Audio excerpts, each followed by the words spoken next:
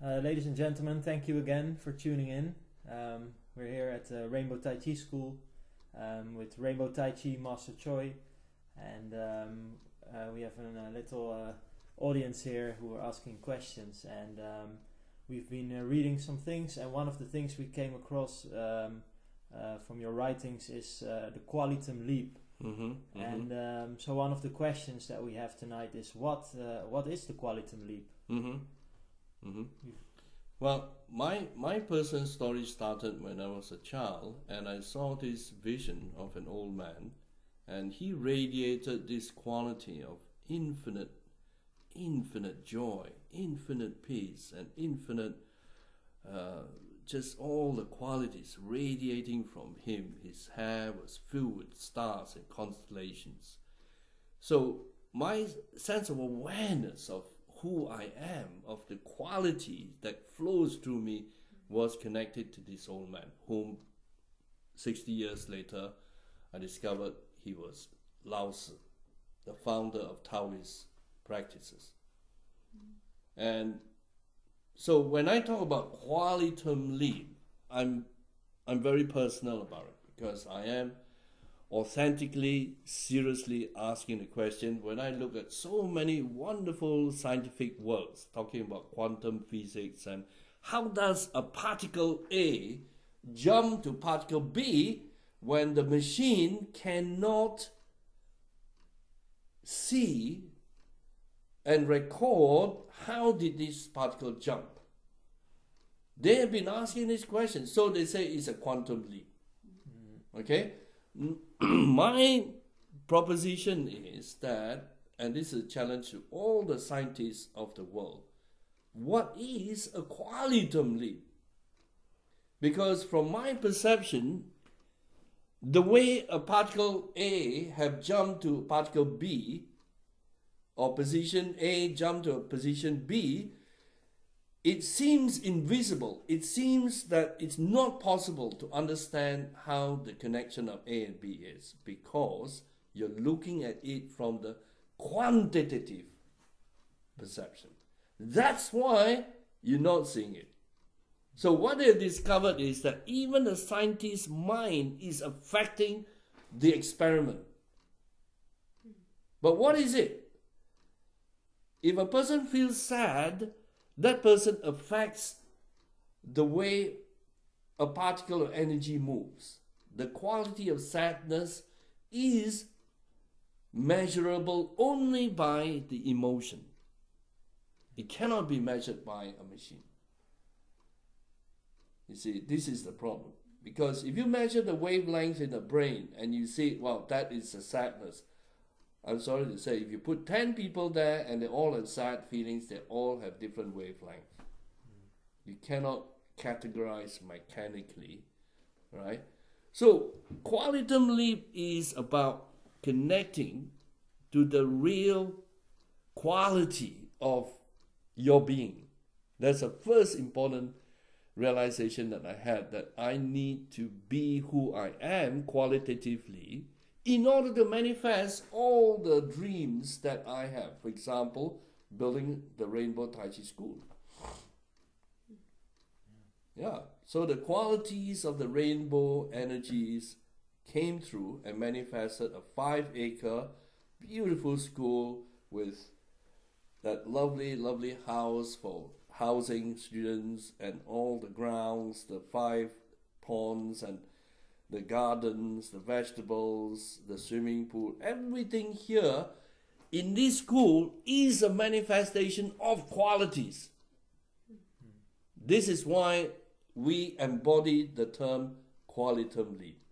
And every student who make a qualitum leap is coming from a genuine, authentic space to embody the energy that is created from their talent. Right? So if you're a musician, if you love composing rap or songs or what, that quality of authenticity in you, the quality of your being, is what people hear. Let's say you don't feel like a poet and somebody forces you to read a poem. And what is the quality that comes through is a sense of not you. which is what has happened to us in the school. We are being forced to paint, we're forced not to sing, we're forced to behave in a certain way, and the school has corrupted our sense of beingness. We are being told to study subjects that we did not want to study, but we have to study. And that has not flowed with who we really are. And this is one of the reasons why I left school at 17 years old, and I went to find the educators who can help. The educators who have discovered the quality of their beings. You can just be a Tai-Chi teacher for 60, 70 years and do nothing else. And that's very, very good because you're passionate, you love it, you enjoy it, you are being in it. And these are the people whom I was looking for. A chef who is a chef for 40 years, making certain food, not too much. And he can be a hawker. He can be somebody who's just selling noodles on the roadside. Why are all the people in Rolls Royce and Mercedes-Benz parking on the side of the road to come and see him? And he's wearing a torn t-shirt and a baggy trousers, which is dirty. Because of his quality. Yeah. Yeah, I have a question about it, Master Choy. Yeah. It sounds really inspiring to me, but how to find your own quality or how to find out what your own talent is? Yeah. So through heartbeat listening to the pauses between your heartbeat, you gradually discover who the governor of your life is. We always talk about the government being responsible for making laws to control people. But what about the government inside you?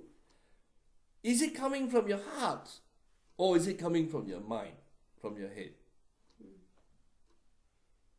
You see? So when you listen to your heartbeat and then you discover that the pauses bring you to a peaceful place and you connect to who you feel passionately about, usually a musician, piece of music that you love on radio, and you start getting, really tuning into, like today, one of my students, you all may have heard her sing, Ashling. She is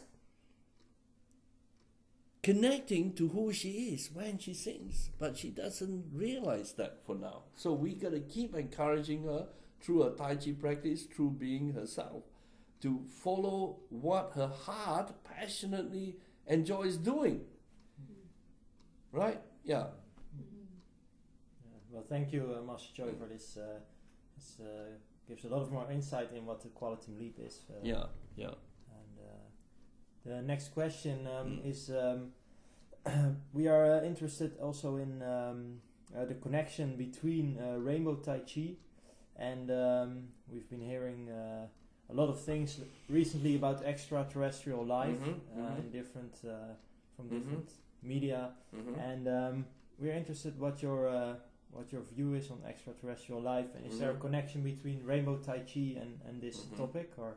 Yeah. That is very, very important because since December 2012, when the alignment took place between this planet and the sun and the solar system to connect to the Milky Galactic equator, this alignment has brought in new wave of amazing sightings of UFO and aliens, abduction, and all these things are happening which people do not talk about in a normal sense. Okay, so when we bring up this topic in the Rainbow Tai Chi class, suddenly we found some people over the past 40 years have been abducted by aliens. Wow. Yeah. So how do you deal with alien abduction using Rainbow Tai Chi? Everybody talks about fighting, okay? But how do you fight with an alien who hypnotizes you and you are floating in the air? How do you fight with an alien who is going to block your memory and stop you from remembering that you were captured by grasshopper-looking aliens. Huh? Yeah. How do you deal with that? You see? So, for example, in heartbeat listening, it is possible to tune in to a whole different wavelength when somebody wants to kidnap you. Can the person kidnap your soul? Can the person can that alien kidnap your spirit? Or can it only take your body and your mind? But it cannot take what is in your heart. So I have advised certain people who have experienced abduction by aliens. I said, what happens if you put this chanting in your heart? I am love, you are love, all is love. I am love, you are love, all is love. What happens? And they discover that even the aliens are looking for loving chi. Do I hear an applause for that? Aliens are looking for loving energy. They came to the planet, some of the grey aliens, they came and said, our planet is being destroyed and we are running out of civilization. Our female population is going down. That's why we need female earthlings to teach us how to give birth, and we're trying to do experiments and so on. I said, you are not doing this to get new babies. You're doing this so that you can understand what is love. And you are doing the abduction to find out what is this love. And I say to those who are being abducted, you have something that they want, and it's not sperm, it's not your ovaries, it's not your vagina, it's not your penis. Stop protecting those. Right? You know, and you can see the aliens have very, very tiny bodies. They got very tiny cock, you know. They have very tiny penises. They have a very tiny vagina, you know. Please don't make love to aliens. Your penis is too big, too fat. Would it be possible to make a joke with aliens? Exactly. That's another advice that I gave to alien abductees. I said, what happens if you woke up from the hypnosis and start making jokes? You know, like, why don't you have tits that are proper? Your breasts are so fucking small. Why? Yeah. He said, why you are interested in me? I've got lovely breasts. Okay? A woman doesn't have to feel just terror when being abducted. You can actually wake up with this amazing awareness. Wow, I can see the light inside me, still intact. My light being, my soul is my responsibility. They cannot take that from me. So attack them with lightness then, is this your advice? The lightness is there. You know, you start joking, you start laughing, and then next thing you know, that they are really, really panicking because their tiny little mouths cannot laugh very loud. You know, and they're so embarrassed. And you have got a big mouth, you can laugh in the spaceship. Is there anybody who says you can't laugh in a spaceship? Okay? Yeah. Thank you very much, Master Choy, for these insightful answers. Yeah. Thank you.